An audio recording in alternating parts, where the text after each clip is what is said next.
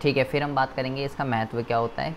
तो यहाँ पे एक लाइन लिखी हुई है, यहाँ पे आप देखेंगे, यहाँ पे लिखा हुआ है कि भारत का जो आर्थिक विकास है ना, वो लघु एवं कुटीर उद्योग द्वारा ही संभव है। और यहाँ पे क्या लिखा हुआ है, यहाँ पे लिखा हुआ है महात्मा गांधी। ठीक है, ये महात्मा गांधी की जो है एक स्टेटमेंट है, जिसमें महात्मा गांधी ने ये किया था कि अगर भारत को अपना आर्थिक विकास करना है तो भाई बिना लघु और कुटीर उद्योगों की सहायता से आप देश का आर्थिक विकास नहीं कर सकते। अगर आपको देश का आर्थिक विकास करना है तो आपको ज़्यादा से ज़्यादा अर्थव्यवस्था के अंदर लघु और कुटीर उद्योगों को स्थापित करना पड़ेगा, क्योंकि ये लोगों को क्या करते हैं, क्योंकि ये लोगों को ये श्रम प्रदान तकनीक का यूज़ करते हैं, श्रम ज्ञान होते हैं, इससे लोगों को ज़्यादा से ज़्यादा रोज़गार मिलता है। तो कभी कभी एग्ज़ाम में यही स्टेटमेंट लिख के आ जाती है पूरी की पूरी कि भारत का आर्थिक विकास लघु और कुटीर उद्योगों में निहित है, ऐसे स्टेटमेंट लिख के आती है, टिप्पणी कीजिए। तो ये स्टेटमेंट बहुत ही इंपॉर्टेंट है स्मॉल स्केल इंडस्ट्री के रिगार्डिंग। अगर ऐसा कुछ लिख के आता है कि भारत का आर्थिक विकास लघु और कुटीर उद्योगों में ही निहित है, तो इसमें हमें इसका महत्व लिखना पड़ेगा कि आखिर लघु और कुटीर उद्योग करते क्या हैं। तो कह रहा है वास्तव में भारत ही नहीं अपितु विश्व के अन्य विकसित राष्ट्र में भी लघु और कुटीर उद्योगों का एक विशेष स्थान है। फ्रांस में 99% औद्योगिक संस्थानों में 100 से कम श्रमिक काम करते हैं। बर्मिंघम में आधे से अधिक कारखानों में 50 से कम श्रमिक काम करते हैं। स्विट्ज़रलैंड में घड़ी उद्योग लघु आधार पर ही संगठित है। अमेरिका, जापान, पश्चिमी जर्मनी में लगभग 45 से 60% तक की जनसंख्या इन उद्योगों पर आश्रित है। निर्यात का लगभग 55% माल इनसे ही प्राप्त होता है। तो कह रहे हैं ऐसा नहीं है कि भारत के अंदर बेरोज़गारी ज़्यादा है, तो भाई अगर भारत का आर्थिक विकास करना है तो भारत के अंदर जो है ज़्यादा से ज़्यादा लघु और कुटीर उद्योगों को स्थापित करना पड़ेगा। अच्छी डेवलप्ड कंट्रीज़ जो है ना, वो भी लघु और कुटीर उद्योगों पे डिपेंड है। वहाँ के लोगों को जो एम्प्लॉयमेंट जनरेशन का जो मोस्टली काम है ना, अच्छी डेवलप्ड कंट्री में, स्विट्ज़रलैंड जैसे देश का ये नाम ले रहा है, ठीक है, तो अच्छी डेवलप्ड कंट्रीज़ भी जो है ना, इन उद्योगों के सारे अपने लोगों को क्या करती है, एम्प्लॉयमेंट प्रोवाइड कराती है। तो इनकी कहीं ना कहीं इम्पोर्टेंस बहुत ही ज़्यादा होती है। और महात्मा गांधी ने भी यही किया था कि भैया अगर देश का आर्थिक विकास करना है तो इन उद्योगों को सपोर्ट कीजिए। आप इनका महत्व नहीं जानते ये क्या करते हैं, तो इनके महत्व को पहचानिए और ज़्यादा से ज़्यादा इन इंडस्ट्रीज़ को इस्टेब्लिश कीजिए, ताकि देश बेरोज़गारी से, निर्धनता से और आर्थिक विकास, इन सब परेशानियों से क्या हो सके, दूर हो सके। तो सबसे पहले ये आपको ये बता रहा है कि यहाँ पे बेटा 2 वर्ड यूज़ किए गए हैं। पहला वर्ड है लघु उद्योग और दूसरा वर्ड है कुटीर उद्योग।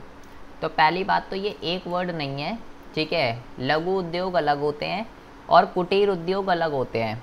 बच्चे मोस्टली इसको सेम ही समझने लगते हैं कि ये लघु और कुटीर उद्योग एक ही हैं, तो ये एक नहीं है। पहले जरा इन दोनों में अंतर समझिए कि लघु उद्योग क्या होते हैं और कुटीर उद्योग क्या होते हैं।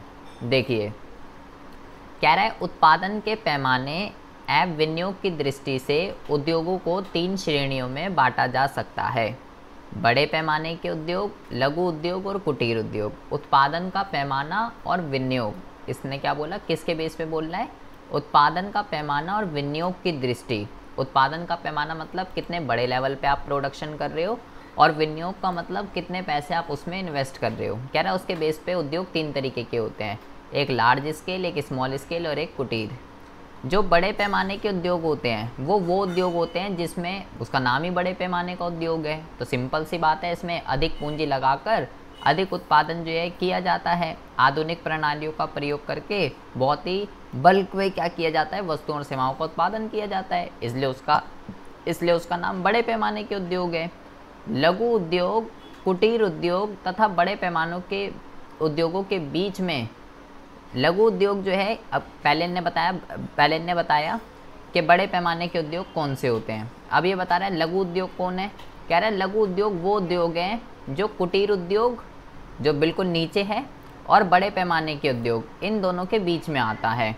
ठीक है, मतलब कि ये ना तो इतने बड़े लेवल पे प्रोडक्शन करता और ना ही इतने छोटे लेवल पे प्रोडक्शन करता। और कुटीर उद्योग एवं लघु उद्योगों में सरलता से अंतर नहीं किया जा सकता। तो इसको अंतर को समझने के लिए यहाँ पे ज़रा कुछ बातें बताई गई हैं। सबसे पहले ये बेटा आपको बता रहा है कि कुटीर उद्योग क्या होते हैं। कह रहा है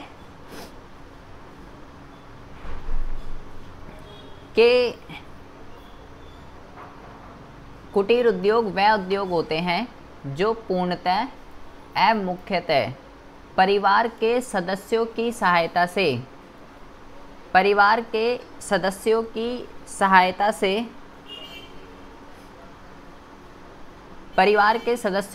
से पूर्णकाल एवं अंशकाल व्यवसाय के रूप में क्या करते हैं, पूर्णकाल तथा अंशकाल व्यवसाय के रूप में चलाए जाते हैं।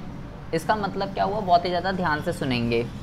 इसका मतलब ये होता है कि कुटीर उद्योग जो होते हैं ना, कुटीर उद्योग जो होते हैं ये ऐसे उद्योग होते हैं जिसके अंदर सबसे पहली बात तो बाहर से किसी भी श्रमिक को हायर नहीं किया जाता। ठीक है, बाहर से किसी भी श्रमिक को हायर नहीं किया जाएगा। यहाँ पे जो काम धंधा स्टार्ट होता है वो परिवार के सदस्यों के साथ ही हो जाता है। जैसे अगर मेरी फैमिली के अंदर 5 बंदे हैं तो मैं उन्हीं 5 बंदों के साथ काम स्टार्ट कर दूंगा, बाहर से कोई छठा बंदा नहीं आएगा, सबसे पहली बात तो। दूसरा, काम जो है फुल टाइम भी हो सकता है, पार्ट टाइम भी हो सकता है, कैसा भी हो सकता है, वो इसने यहाँ पे लिख रखा है, पूर्णकाल और अंशकाल। और तीसरा आपको क्या ध्यान रखना है, तीसरा आपको ये ध्यान रखना है कि यहाँ पे जो कुटीर उद्योग होते हैं यहाँ मशीन का यूज़ नहीं होता, मशीन का यूज़ नहीं होता, बिजली का यूज़ नहीं होता। ठीक है, जब मशीन ही नहीं है तो बिजली का क्या करेंगे, तो बिजली तो मशीन चलाने के लिए चाहिए होती है ना मशीन का यूज़ होता, ना बिजली का यूज़ होता, ना बाहर से किसी अलग के बंदे को हायर करना पड़ता। घर के सदस्यों के साथ ही मिलकर जितने भी छोटे मोटे काम होते हैं, झाड़ू बनाना, पंखा बनाना, कैंडल बनाना या तंबाकू की पैकिंग करना, कुछ भी जितने भी छोटे मोटे काम होते हैं वो सब ये करते हैं। तो ऐसे कामों के लिए मशीन वगैरह की कोई भी ज़रूरत नहीं है, मशीन की ज़रूरत नहीं है तो बिजली की भी ज़रूरत नहीं है और इतने बंदों की भी ज़रूरत नहीं है। तो उनको कुटीर उद्योग कहते हैं, बिल्कुल जो गांव वगैरह में जो छोटे छोटे काम होते हैं। लेकिन वहीं अगर हम बात करते हैं लघु उद्योग की, तो यहाँ ये बेटा बिल्कुल अपोजिट है कुटीर उद्योग का।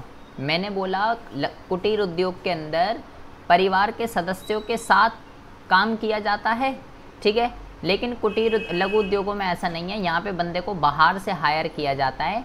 यहाँ पे जो वर्कर्स होते हैं कितने होते हैं, 10 से लेके 50 तक। तो 10 से 50 तो परिवार के बंदे तो होंगे नहीं, यहाँ पे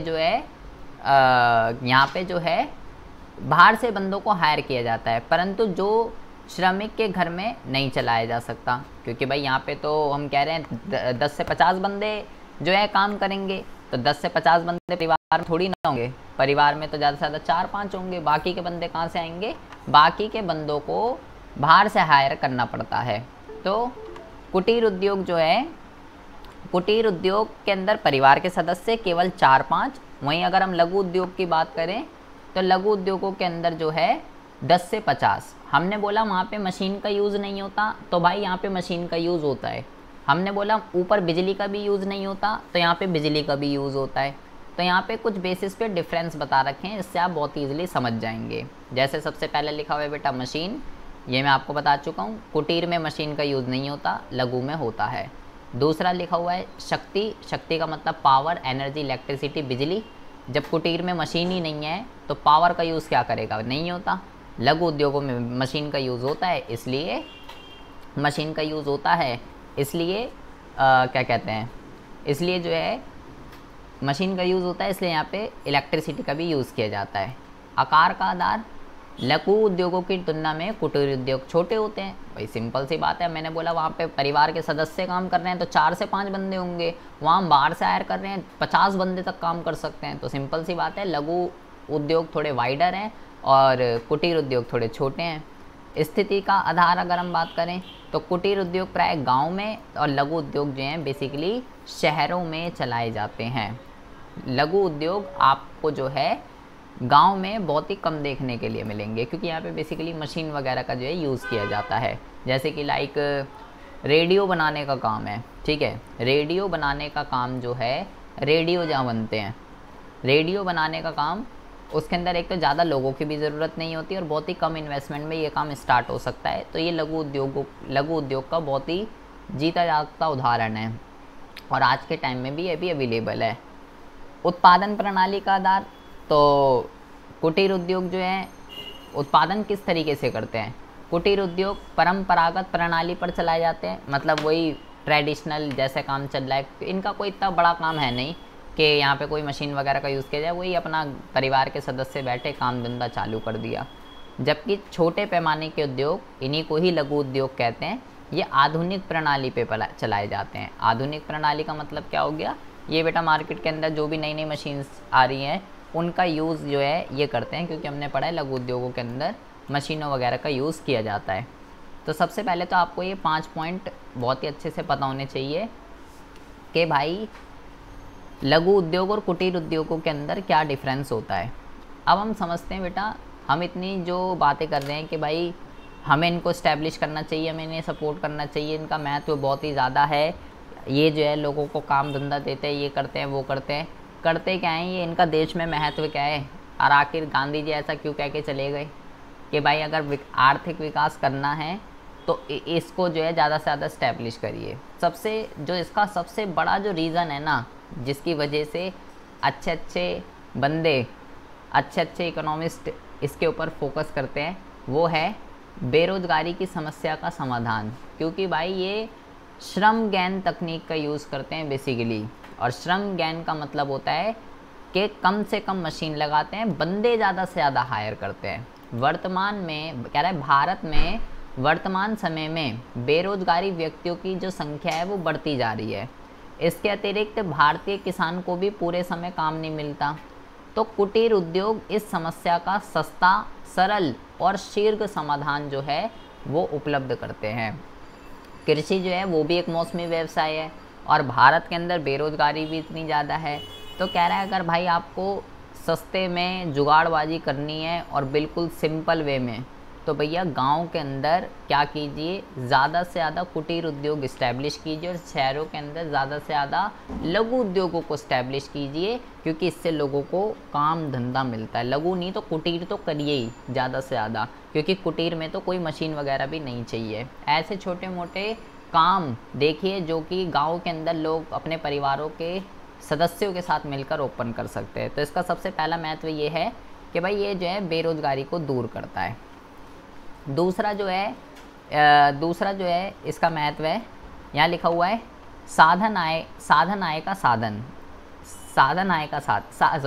सहायक आय का साधन।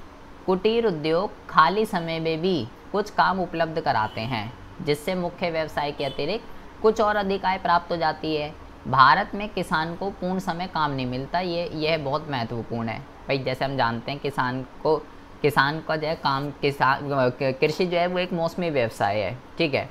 तो भाई जो किसान है जिस टाइम खाली रहता है उस टाइम अपने परिवार के सदस्यों के साथ मिलकर ये छोटे मोटे काम खोल सकता है और अब एक तरीके से साइड बाय साइड इनकम कर सकता है, एडिशनल इनकम कर सकता है, अपनी आय में वृद्धि कर सकता है, ठीक है।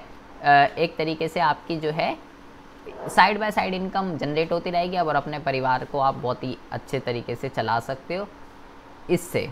तो आपको ये क्या करता है, आय में वृद्धि का साधन है, एक तरीके से एडिशनल इनकम आपको जनरेट करके देता है। खाली समय में भी आप इसको कर सकते हो। औद्योगिक उत्पादन का संतुलित वितरण। कुटीर उद्योगों में विकास से यह बड़ा लाभ है कि उत्पादन छोटी छोटी इकाइयों में होता है जो बिखरी होती हैं। आवश्यकता के अनुसार ही उत्पादन होता है, इसमें न्यून और अति मांग का भय नहीं रहता है। इसका मतलब क्या हुआ, इसका मतलब ये हुआ कि ये क्या करते हैं, जो भी क्रिएट कर रहे हैं वो आगे सेकेंडरी सेक्टर को देते हैं। तो भाई जितनी ज़रूरत है, जितनी डिमांड है उतनी ही सप्लाई की जाती है, फालतू के अंदर जनरेट नहीं किए जाते। तो यहाँ पे माल की वेस्टेज को रोका जाता है। न्यून और अति उत्पादन का भय नहीं होता, ना तो उत्पादन हद से ज़्यादा होता है ना उत्पादन हद से कम होता है। जितनी ज़रूरत है उतना ही उत्पादन होता है। तो इसमें क्या रहता है, बैलेंस रहता है, मतलब डिमांड और सप्लाई आपस में क्या रहती है, इक्वल रहती है। जितनी डिमांड है उतनी सप्लाई होती है, फालतू की सप्लाई नहीं होती। तो इससे पैसा वगैरह हर चीज़ जो संसाधन है सबका इफ़ेक्टिव यूटिलाइजेशन पॉसिबल हो पाता है। श्रम और पूंजी के बीच अच्छे संबंध। कुटीर उद्योगों में प्राय श्रम और पूंजी एक ही व्यक्ति द्वारा जुटाई जाती है। उत्पादन छोटी मात्रा में होने से धन का कुछ गिने चुने हाथों में केंद्रीकरण नहीं होता। धन वितरण में विषमता नहीं होती। तानाशाही या हड़ताल व औद्योगिक झगड़े नहीं होते। हमने बेटा यहाँ पे ये बोला कुटीर उद्योग के अंदर कि भाई बंदा परिवार के सदस्यों के साथ ही मिलकर काम स्टार्ट कर देगा, ठीक है। तो बेटा परिवार के सदस्यों के साथ ही काम स्टार्ट कर देगा अगर, तो वो अकेला ही बंदा है, वही पैसा लगाएगा, वही सारा काम करेगा, वो करेगा और उसके परिवार के सदस्य करेंगे। तो बेटा जितनी भी इनकम जनरेट होगी, अब ऐसा थोड़ी है उसी को मिलेगी सारी की सारी, भाई सब काम तो सबने करा, 5 के 5 व्यक्तियों ने करा। तो वो पैसा जितना भी जनरेट होगा सब में इक्वल में डिस्ट्रीब्यूट होगा। किसी को ऐसा नहीं रहेगा कि मुझे नहीं मिला पैसा, तुझे ज़्यादा मिल गया, मुझे कम मिल गया। या जैसे इंडस्ट्रीज़ में होता है, मालिक सैलरी नहीं दे रहा, हड़ताल पे चलो। आज जैसे कोविड में हुआ कि भाई आधी सैलरी मिल रही है, सैलरी नहीं आ रही 2-2 महीने से, ऐसा यहाँ कुछ नहीं होता है। तो ये लेबर और कैपिटल इन दोनों के बीच में बहुत ही अच्छे रिलेशनशिप को क्या करते हैं, बिल्डअप करते हैं। यहाँ ऐसी कोई भी प्रॉब्लम क्रिएट नहीं होती जो इंडस्ट्री सेक्टर के अंदर हमको देखने के लिए मिलती है। अगला जो है वह है स्थानीयकरण व बड़े पैमाने के दोषों से मुक्ति। इसका क्या मतलब होता है? इसका मतलब ये होता है, कह रहा है भारत के पास बड़े उद्योगों को स्थापित करने के लिए ना तो साधन है और ना ही टेक्नोलॉजी की जानकारी है। इसके अतिरिक्त कुटीर उद्योगों में स्थानीयकरण के दोष उत्पन्न नहीं होते। उत्पादन छोटी छोटी इकाइयों में, घरों अथवा लघु संस्थानों पर ही होता है। इसमें आवास, गंदगी, भीड़ भाड़ की समस्या उत्पन्न नहीं होती। इसका मतलब ये है बेटा कि जो लघु और कुटीर उद्योग होते हैं उसमें स्थान का लचीलापन पाया जाता है। ये उद्योग कहीं पे भी ओपन हो सकते हैं, इनके लिए ऐसा कोई ज़रूरी नहीं है भैया तो हमें घर में ही स्टार्ट करना है ना, तो जगह की तो कोई दिक्कत ही नहीं है। लेकिन जो बड़े पैमाने के उद्योग होते हैं वो घर में थोड़ी ना खुल सकते हैं, उसके लिए प्रॉपर जगह चाहिए। फिर हमारा काम कैसा है, उससे एनवायरनमेंट पॉल्यूटेड होगा या नहीं होगा, फिर कूड़ा करकट, गंदगी, भीड़ भाड़, कई सारी चीज़ें वहाँ पे क्रिएट हो जाती है। लेकिन भाई कुटीर उद्योगों में ऐसी कोई दिक्कत ही नहीं है, घर में काम करना है, घर के अंदर बैठ के करना है। तो भाई ना जगह की दिक्कत, ना किसी चीज़ की दिक्कत, ना हमारा कोई काम ऐसा है जिससे मशीनें चलेंगी, एनवायरनमेंट पॉल्यूटेड होगा, भीड़ भाड़, गंदगी, कूड़ा करकट, ये काम कुछ है ही नहीं है ऐसा। तो बेटा ये एनवायरनमेंट फ्रेंडली भी है एक तरीके से, और ये जो है स्थान में भी इनमें लचीलापन पाया जाता है। यहाँ ये कहीं पे भी खुल सकते हैं, इसके लिए ऐसा ज़रूरी नहीं है। जैसे बड़े पैमाने के उद्योग बेटा बेसिकली वहीं पे खुलते हैं कि भाई हमें कच्चा माल बहुत ही आसानी से मिल जाए, उसके नियर बाय इस्टेब्लिश होते हैं। लेकिन यहाँ पे ऐसा कुछ नहीं है, ये कहीं पे भी खुल जाएंगे। बड़े पैमाने के उद्योगों की तरह यहाँ पे नहीं है ऐसा कुछ। विदेशी आक्रमण के समय भी उत्पादन संभव। जैसे कि कह रहा है आत्मनिर्भर बनाने में कुटीर उद्योगों का बड़ा हाथ है। युद्ध के समय बड़े उद्योगों को नष्ट भ्रष्ट करके घरेलू उत्पादन समाप्त किया जा सकता है, किंतु कुटीर उद्योगों को इस प्रकार का नष्ट करना सरल नहीं है। इसका मतलब क्या हुआ बेटा, जब भी कोई देश के अंदर कोई बड़ी आपदा आ जाती है, जैसे कि इसका जीता जागता उदाहरण हम सब ने अपनी जनरेशन में देख लिया है, ठीक है, घरबंदी, महाबंदी, सारी बंदी देख ली, नोटबंदी। तो भाई जब भी ऐसी कोई बड़ी आपदा आ जाती है देश के अंदर, तो क्या हुआ, सारे अच्छे अच्छे इंडस्ट्री, अच्छे अच्छे काम बंद हो गए, ताले लग गए। लेकिन अगर जो घरों में काम चल रहे थे कुटीर उद्योग, वो बेटा कभी बंद नहीं होंगे। उनका क्या करना, दुनिया में कुछ भी चलता रहे। तो कभी मान लो भारत और पाकिस्तान की लड़ाई हो गई, मान लीजिए बहुत ज़बरदस्त वर्ल्ड वॉर चल गया, तो ऐसी सिचुएशन में जो बड़े पैमाने के उद्योग होते हैं, मान लो वो जो भी रॉ मटेरियल वगैरह यूज़ कर रहे हैं, दूसरे देशों से आयात करते हैं, कुछ भी करते हैं, तो उनका काम बंद हो जाएगा, ठप हो जाएगा अगर लड़ाई दंगे स्टार्ट हो जाते हैं देश के अंदर। लेकिन कुटीर उद्योगों में ऐसा नहीं है। संकट की स्थिति में भी कुटीर उद्योग जो है काम आते हैं। तो कुटीर उद्योगों को कोई दिक्कत नहीं है, चाहे वर्ल्ड वॉर छिड़ जाए, आक्रमण छिड़ जाए, लड़ाई हो जाए, दंगे हो जाए या ज़िंदगी में कोई भी कीटाणु आ जाए, काम चलता रहेगा, कोई दिक्कत वाली बात नहीं है, कॉन्टीन्यूस प्रोडक्शन होगी। 7वां पॉइंट लिखा हुआ है लास्ट, टिकाऊ व कलात्मक वस्तुओं का उत्पादन। अब ये जो लघु और कुटीर उद्योग होते हैं, ये किस तरीके की वस्तु बनाते हैं? कह रहे हैं टिकाऊ और कलात्मक, ऐसी वस्तुओं का उत्पादन कुटीर उद्योगों द्वारा ही संभव है। इससे कला और कौशल की रक्षा होती है। मतलब बेसिकली ये कह सकते हो जिसमें ज़्यादा से ज़्यादा हाथ से काम किया जाता है। ऐसे काम जो हैं वो कुटीर उद्योग ही करते हैं, जिसमें बेसिकली हाथ सारी चीज़ें मोस्टली हाथ से ही होंगी। तो देख लीजिए आप, कुटीर उद्योग या लघु उद्योग कुछ भी कह सकते हो, इसकी इम्पोर्टेंस कितनी है भाई। हमने बोला पहला बेरोज़गारी को दूर करेगा, दूसरा side by side income generate करेगा, तीसरा उतना ही उत्पादन करेगा जितना चाहिए, फालतू में न्यून और अति उत्पादन की समस्या क्रिएट ही नहीं होगी, तो बैलेंस रहेगा, वेस्टेज कम होगा। श्रम और पूंजी के बीच अच्छे संबंध, मतलब कि एक ही बंदा है जो परिवार के सदस्य के साथ काम करेगा, वही इनकम जनरेट करेगा, वही खुद ही पैसा लगाएगा, खुद ही काम करेगा। पैसा जो भी जनरेट होगा परिवार के सदस्यों में इक्वल बढ़ जाएगा। इंडस्ट्री की तरह हड़ताल या मालिक के ताने सुनना, लड़ाई झगड़े ऐसा कुछ होने का ही नहीं है।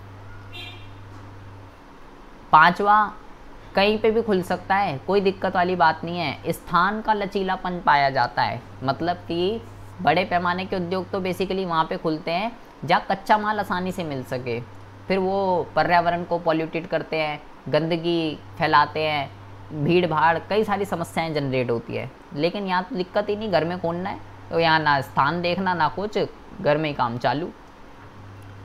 आंधी आ जाए या तूफान आ जाए, उत्पादन 24/365 चलता रहेगा, कोई दिक्कत वाली बात नहीं है। और ये बेसिकली ऐसे काम करते हैं जिससे हाथ का काम जिसमें ज़्यादा होता है, वही काम बेटा मशीन भी कर सकती है, वही काम हाथ से भी किया जा सकता है, लेकिन हाथ से किया गया काम हमेशा लंबा चलता है, ज़्यादा टिकाऊ होता है। और ये फैक्ट है, मशीन से बनी चीज़ें, जो काम हाथ से होगा और जो काम मशीन से होगा, तो हाथ की बनी हुई चीज़ें ज़्यादा जो है टिकाऊ होती हैं एज़ कंपैरिजन टू मशीन। तो ये इसके महत्व को दर्शाते हैं ये 7 पॉइंट। आखिर क्यों हमें इनको ज़्यादा से ज़्यादा ओपन करना चाहिए अगर हमें देश का आर्थिक विकास करना है। ये 7 पॉइंट थे। थोड़ी बकवास यहाँ भी लिखी हुई है कि ये कह रहा है कि भैया भारतीय परिस्थितियों को देखते हुए जैसे बेरोज़गारी, नल्लों की संख्या बढ़ती जा रही है, तो कुटीर उद्योग और लघु उद्योगों का महत्व यहाँ बहुत अधिक होता गया है। ऐसे लोगों को रोज़गार देना बहुत ही ज़्यादा ज़रूरी हो गया है जो पबजी में, इंस्टाग्राम में रील्स बनाने में लगे हुए हैं। टिकटॉक तो बंद ही कर दिया, अच्छा हुआ। पूंजी का अभाव है, भारी मात्रा में बेरोज़गारी है, तकनीकी की जानकारी नहीं है, ठीक है, कुशल श्रमिक नहीं है, कच्चा माल नहीं है, कुछ नहीं है भारत के अंदर। तो भैया इन सब कमियों को देखते हुए भारत को इसकी तरफ ध्यान देना चाहिए और इन उद्योगों का महत्व दिन प्रतिदिन भारत में बढ़ता जा रहा है, क्योंकि पढ़े लिखे शिक्षित नल्लों की संख्या दिन प्रतिदिन बढ़ती जा रही है। तो ऐसे काम धंधे, लघु उद्योग शहरों में और कुटीर उद्योग गांव में ज़्यादा से ज़्यादा इस्टेब्लिश करने चाहिए ताकि बेरोज़गारी दूर हो। भारत के अंदर बेटा बेरोज़गारी इतनी है कि बेरोज़गार लोगों का एक अलग से देश बन सकता है, एक अलग से देश बन सकता है, देश। इतने लोग हैं भारत के अंदर बेरोज़गार, जनसंख्या के मामले में तो हम दूसरे नंबर पे हैं ही। और अगर हम उसमें से ऐसा करना चाहें कि रोज़गार वाले बंदों को अलग कर दे और बेरोज़गार वालों को अलग कर दे, तो एक अलग से देश बन जाएगा। इतने लोग बेरोज़गार हैं। एक बेचारी नौकरी भी निकलती है, पोस्टमैन की भी निकले, उसमें भी अच्छे अच्छे PhD वाले जो है अप्लाई कर रहे होते हैं कि बस कैसे भी करके सरकारी जॉब लग जाए। तो कोई भी जॉब निकलती है आज के टाइम में, तो निकलती है 1000, फॉर्म भर रहे होते हैं 1 लाख, 1000 निकलती है, फॉर्म लाख से ऊपर भर रहे होते हैं, बताओ। और कोई जॉब भी कोई ऐसी खास नहीं होती है कि बहुत कोई बड़े लेवल की जॉब हो, नॉर्मल जॉब होती है। SSC के एक एग्ज़ाम में देख लीजिए आप, SSC के एग्ज़ाम में, कोई भी बैंकिंग के एग्ज़ाम में देख लीजिए, इतनी कम पोस्ट होती हैं उसके अंदर, और कुछ में तो 1000 में होती हैं, 100 में होती हैं, लेकिन अप्लाई लाखों लोग, लाखों बच्चे उसको फिलअप करते हैं। क्यों? क्या काम ही नहीं है, बस कैसे भी करके जॉब मिल जाए। तो जिसकी वजह से कंपटीशन बहुत ज़्यादा हो जाता है, कट ऑफ फिर उसी हिसाब से जाती है, फिर भाई उसी के अकॉर्डिंगली पढ़ना पड़ता है। अब जैसे लड़की एग्ज़ाम दे रही है, एसएससी का पढ़ाई कर रही है, प्रिपरेशन कर रही है, तो भाई कंपटीशन बहुत ज़्यादा है, पढ़ना पड़े। अब ऐसा नहीं है, मैं ये नहीं कह रहा कि होगा ही नहीं, मेहनत करोगे तो क्यों नहीं होगा। अभी फिर अगर किसी का तो होगा ना, ऐसा तो है नहीं कि होगा नहीं किसी का, भाई जॉब तो है, लेकिन कंपटीशन जो है वो उससे कई गुना ज़्यादा हो चुका है अब बेरोज़गारी की वजह से। तो इसमें कोई संदेह नहीं है कि बड़े उद्योगों का विकास देश की परिस्थिति के अनुकूल और आवश्यक है। भारत की सरकार को औद्योगिक नीति में इन उद्योगों के विकास के लिए भी जो है देखना चाहिए कि भैया अपनी इंडस्ट्रियल पॉलिसी के अंदर कुछ ऐसा लेके आए जिससे ज़्यादा से ज़्यादा लघु और कुटीर उद्योग इस्टेब्लिश हो सके। ये तो था इसका महत्व कि आखिर ये करते क्या हैं, लेकिन ये बेचारे बहुत सारी प्रॉब्लमों को फेस करते हैं। पैसे की दिक्कत, कच्चे माल की दिक्कत, मार्केटिंग की दिक्कत, 3 चीज़ें तो मैंने ऐसे ही बता दी आपको। तो ये बहुत ही आसान है बेटा, जो हम पीछे पढ़ के आए हैं, जो हम बेसिकली पीछे पढ़ के आए हैं, बिल्कुल वैसा ही इसके अंदर भी हमें यहाँ पे पढ़ना है कि इसकी जो है क्या क्या जो है इनकी क्या क्या इनके जो है। अच्छा, पहले हम यहाँ पे पढ़ेंगे, यहाँ पे दो क्वेश्चन है। पहले हमें ये बताना है भारत में कुटीर उद्योगों के पतन के कारण। पहले बेटा आपको मैं बता दूं, जब अंग्रेज नहीं आए थे, ठीक है, अंग्रेज़ों के शासन से पहले अंग्रेज आए थे 1757 में, ठीक है, 1757 में अंग्रेज आए थे और 200 साल तक हम पे राज किया था, 200 साल, ठीक है। 1947 में हमें आज़ादी मिली थी और 1757 में आए थे। तो 1757 से पहले भारत जो है वो हैंडीक्राफ्ट के मामले में फेमस हुआ करता था। हाथ से बनी वस्तुओं के मामले में भारत फेमस था। हाथ से बनी वस्तुएं हम दूसरे देशों को बेचते थे। लेकिन जब से ये अंग्रेज आए हैं, 200 साल तक जब ये अंग्रेज आए, अंग्रेज़ों ने क्या किया, अभी हम बात करते हैं। अंग्रेज़ों ने इनको ख़त्म ही कर दिया पूरी तरीके से, हैंडीक्राफ्ट इंडस्ट्रीज़ को ख़त्म कर दिया। और उन्होंने ऐसा इसलिए किया, अंग्रेज़ों ने ये देखा कि यार भारत के पास जो है ना, पहली बात तो रॉ मटेरियल प्रचुर मात्रा में उपलब्ध है, ठीक है, रॉ मटेरियल बहुत है यहाँ पे। तो उन्होंने ये देखा कि भाई उस टाइम पे ब्रिटेन में क्या चल रहा था, औद्योगिकरण चल रहा था। औद्योगिकरण का मतलब ब्रिटेन के अंदर ज़्यादा से ज़्यादा इंडस्ट्रीज़ ओपन हो रही थी, तो वहाँ की इंडस्ट्रीज़ को कच्चा माल चाहिए था। हम उनके गुलाम थे, तो उन्होंने देखा भारत के पास तो कच्चा माल बहुत है, तो वो भारत से क्या करते थे, कच्चा माल लेके जाते थे, अपने उद्योगों को दे देते थे। और जब उनको कच्चा माल मिल गया, फिर उन्होंने ये देखा कि भाई अब ये हमारी वस्तुएं बिकेंगी कहाँ। चलो कच्चा माल तो हम ले गए, उन्होंने फाइनल गुड्स में बना दिया उन्हें। फिर उन्होंने देखा यार वस्तु बिकने के लिए तो भारत में बाज़ार भी बहुत बढ़िया है, यहाँ के लोगों को हमारे गुड्स पसंद आएंगे बहुत, क्योंकि बेटा जो हाथ से बनी वस्तुएं होती हैं वो पहली बात तो महंगी होती हैं। सबसे बड़ी दिक्कत ये है, हाथ से बनी वस्तु महंगी होती है। और जो ब्रिटेन के उद्योगों के अंदर जो गुड्स बनते थे वो मशीन से बनते थे, वो सस्ते होते थे। तो उन्होंने ये देखा कि यार अभी तो लोग यहाँ पे हाथ से बनी वस्तुएं खरीदते हैं, अगर हम इनको यहाँ से हटा ही दें तो हमारा प्रोडक्ट बिकेगा। तो उन्होंने क्या करा, अपने प्रोडक्ट को भारत में बेचने के लिए पहले हैंडीक्राफ्ट इंडस्ट्रीज़ को हटाया, क्योंकि जब तक वो हटेंगी नहीं, अभी तो हम लोग किसकी खरीदते थे, हैंडीक्राफ्ट की खरीदते थे, हाथ से बनी वस्तुएं खरीदते थे, क्योंकि उस टाइम पर और कुछ था ही नहीं। तो उन्होंने दिमाग लगाया पहले इन्हें हटाओ, क्योंकि जब तक ये नहीं हटेंगी फिर हम अपनी वस्तु को लेके आएंगे तो लोग हमारी वस्तु खरीदेंगे। तो भारत से हैंडीक्राफ्ट इंडस्ट्रीज़ को, कॉटेज इंडस्ट्रीज़ को ख़त्म करने के लिए इन्होंने अलग अलग तरीके की साजिश की, अलग अलग तरीके की पॉलिसीज़ को फॉर्मुलेट किया। उसके रिगार्डिंग अभी हम पढ़ते हैं उन्होंने क्या क्या किया, ताकि ये यहाँ से ख़त्म हो और फिर हम यहाँ से कच्चा माल लेके जाएंगे, वहाँ से बनी बनाई वस्तुएं भारत में लेके आएंगे और भारत के लोगों को ही बेचेंगे। हमसे सस्ता रॉ मटेरियल लेके जाते थे, भारत से बहुत ही सस्ते दर पे कच्चा माल जाता था और बनी बनाई वस्तुएं भारत के अंदर आती थी ब्रिटेन से, और हमको बहुत ही महंगे में बेचते थे। और कैसे उन्होंने ख़त्म किया, उसके लिए अभी हम नीचे यहाँ पे पढ़ेंगे अलग अलग तरीके की पॉलिसीज़, इन्होंने 2-3 पॉलिसीज़ के रिगार्डिंग हम पढ़ेंगे यहाँ पे। तो इसमें कैसे ये हट गए, ऐसे थोड़ी है अंग्रेज बोलेंगे कुटीर वालों को तुम जाओ और वो चले जाएंगे, ऐसा तो नहीं है। तो उन्होंने इस साजिश को चलने के लिए कई पॉलिसीज़ बनाई, उसके रिगार्डिंग हम पढ़ते हैं। मैं आपको 4 से 5 पॉइंट बता रहा हूँ, ये वाले पढ़ना चाहते हो ये भी पढ़ सकते हो, बट मैं भी यही बताऊँगा, ठीक है।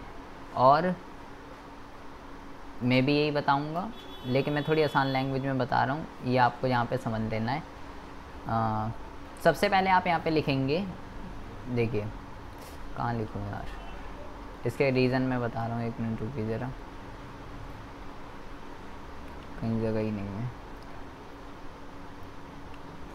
जगह ही नहीं है अभी। देखिए सबसे पहले आप इसके अंदर लिखेंगे कारण, क्योंकि बेटा इतने इम्पॉर्टेंट नहीं है, ठीक है। तो मैं फिर भी आपको 4 से 5 रीज़न बता रहा हूँ कि हैंडीक्राफ्ट इंडस्ट्रीज़ को ख़त्म करने के लिए अंग्रेज़ों ने क्या क्या किया।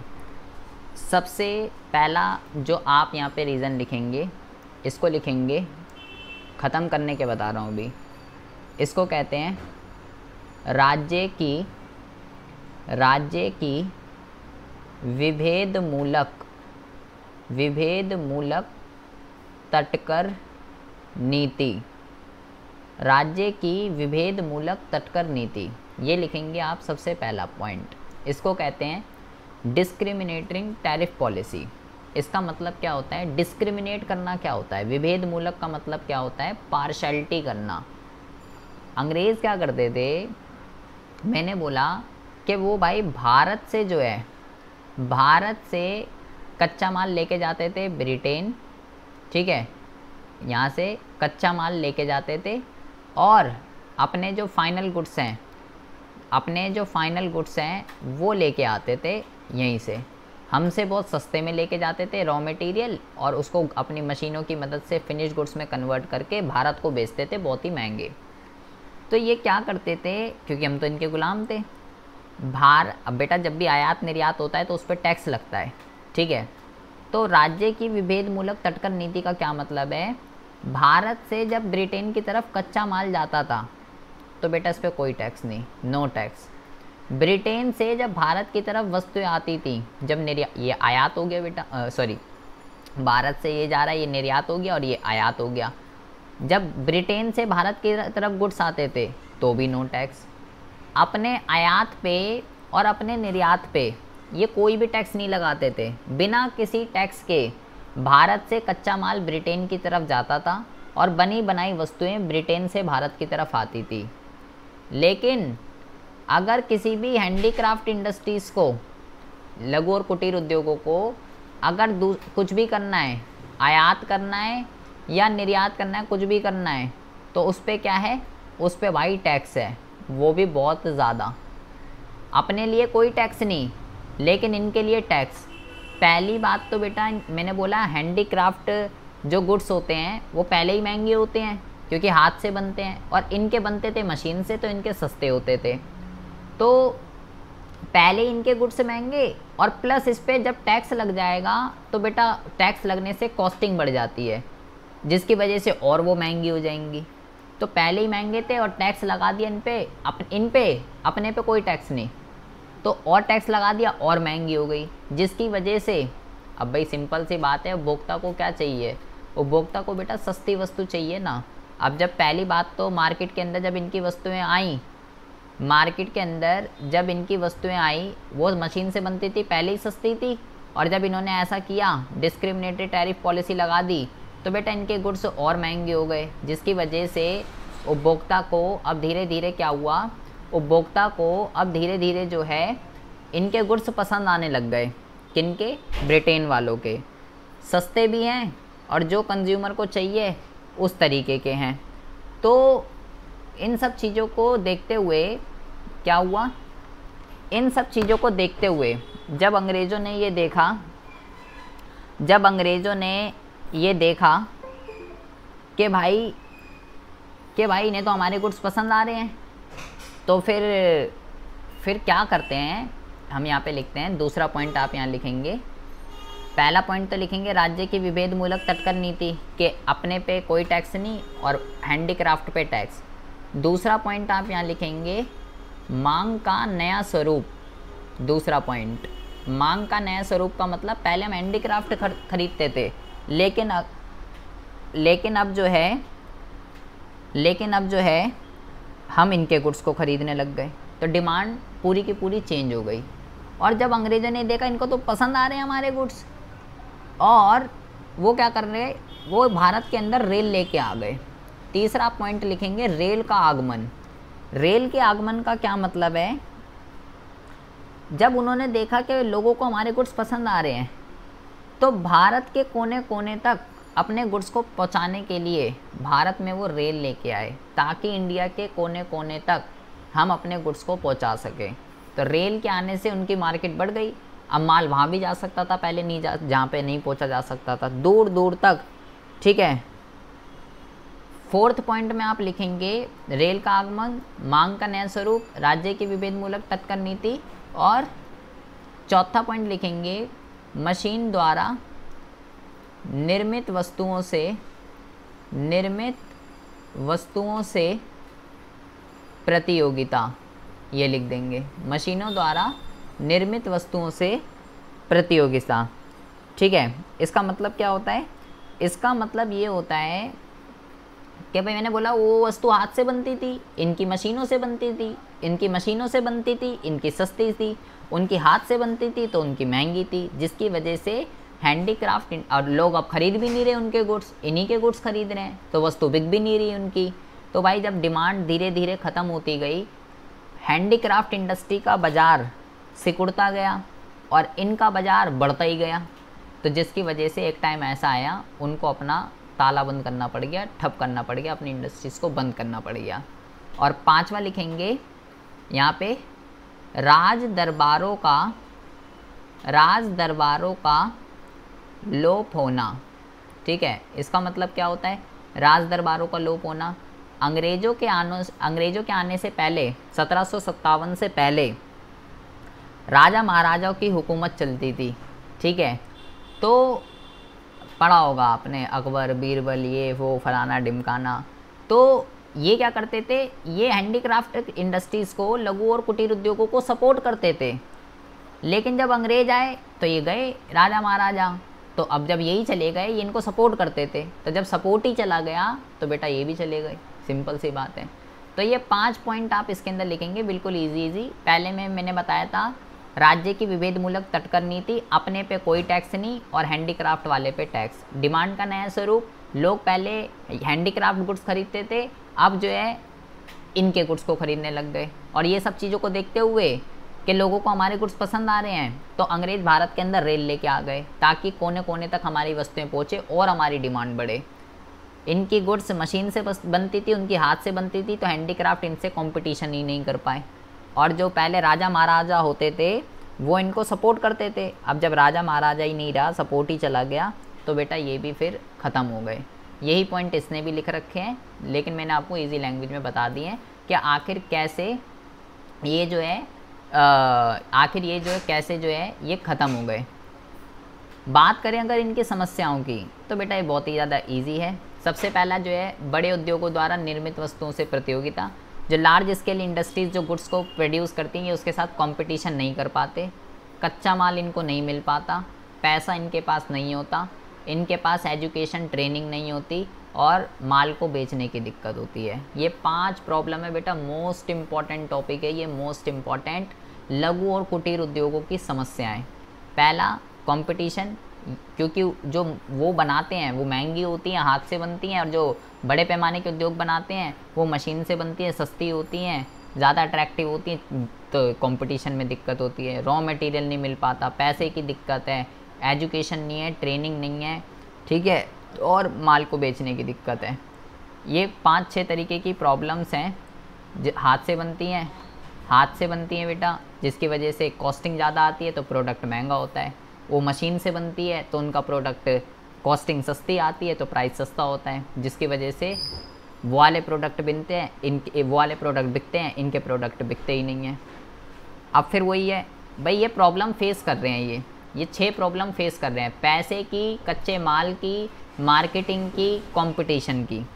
अब इनको दूर करने के सुझाव बताने हैं। तो बेटा जब आपको रीज़न पता होंगे, सुझाव में क्या लिखोगे? अब भाई इन 6 पॉइंट का ही तो उल्टा लिखोगे ना। तो भाई कच्चे माल की दिक्कत है तो कच्चा माल सप्लाई कराओ, इक्विपमेंट की दिक्कत है इक्विपमेंट प्रोवाइड कराओ। हम कह रहे हैं उनको एजुकेशन नहीं है, ट्रेनिंग नहीं है, तो भाई ट्रेन करो। पैसे की दिक्कत है, पैसा पहुँचाओ। मार्केटिंग की दिक्कत है तो भाई कुछ मार्केटिंग का लाओ। ज़्यादा प्रोडक्शन कॉस्ट ज़्यादा आ रही है तो कुछ ऐसा करो प्रोडक्शन कॉस्ट सस्ती आए, इनका प्रोडक्ट भी सस्ता मिले। इनको कई कैसे भी करके कच्चा माल, इक्विपमेंट, पैसा, इन सबको करने के लिए इनको कुछ करिए। इनके लिए संस्थाओं वगैरह की इस्टेब्लिश कीजिए। सरकार को इस तरफ ध्यान देना चाहिए। और सरकारी खरीदारी का सुरक्षित किया जाना। इनके प्रोडक्ट अगर बिक नहीं रहे हैं तो भाई इनके लिए बाज़ार उपलब्ध कराओ। हाँ, बेचने की दिक्कत है ना इनको कि इनका प्रोडक्ट बन तो रहा है लेकिन महंगा होने के कारण बिक नहीं रहा, बड़े पैमाने के साथ कंपटीशन नहीं कर पा रहे। तो भाई सरकार को कुछ ऐसा करना चाहिए कि लघु और कुटीर उद्योग जो भी प्रोडक्ट बना रहे हैं उनके लिए एक ऐसी मार्केट हो जहाँ पे इनका प्रोडक्ट सही प्राइस पे बिक सके। तो बेटा अगर इसके जब भी कृषि वाले के अंदर भी पढ़ा है हमने, जब आपको कारण पता होंगे उनके उल्टे ही लिखने हैं। देख लो पहले यही लिखा हुआ है और कुछ नहीं लिखा हुआ है यहाँ पे। पहले में क्या लिखा है? कच्चा माल नहीं है तो कच्चा माल उपलब्ध कराओ, नवीन यंत्रों की आपूर्ति कराओ जो इनको सस्ता माल यहाँ पे कैसे भी करके ऐसी उत्पादन तकनीक बनाओ कि जिससे कॉस्टिंग सस्ती आए। एजुकेशन दो, ट्रेनिंग दो, पैसे की दिक्कत है पैसा दो, और ऐसी प्रोडक्शन टेक्नोलॉजी लेके आओ जिससे इनकी प्रोडक्शन सस्ती से सस्ती हो सके, इनका प्रोडक्ट सस्ते से सस्ता बिके।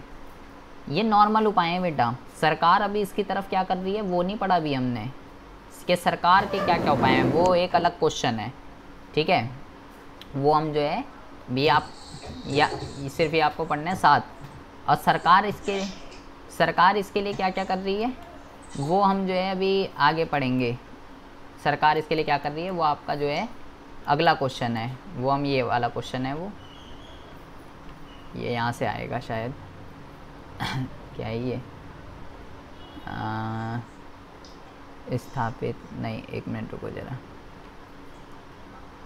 यहाँ सरकार क्या क्या कर रही है भाई इसके लिए, ये यहाँ पे आएगा बेटा चौथा क्वेश्चन।